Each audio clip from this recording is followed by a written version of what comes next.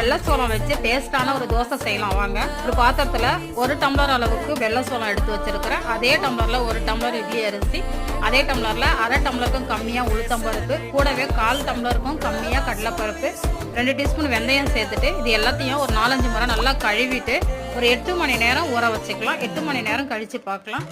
தோசையை சின்ன குழந்தைங்கலேருந்து பெரியவங்க வரைக்கும், சுகர் இருக்கிறவங்க, வெயிட் லாஸ் பண்ணுறவங்க எல்லாருமே சாப்பிட்லாம்.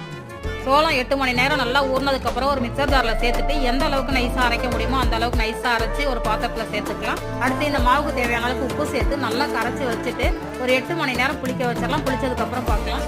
நம்ம அரைச்ச மாவு நல்லா பொங்கி வந்திருக்குது. இப்போ நல்லா கரண்டி வச்சு கலந்து விட்டுட்டு தோசை ஊற்ற ஆரம்பிச்சிடலாம். தோசைக்கல் நல்லா சூடானதுக்கப்புறம் இந்த மாதிரி வெங்காயம் வச்சு நல்லா தேய்ச்சி விட்டுட்டு தோசை எந்த அளவுக்கு மெலிசா வேணுமோ அந்த அளவுக்கு மெலிசா ஊற்றிக்கலாம். மேலே கொஞ்சமாக எண்ணெய் ஊற்றிக்கலாம்.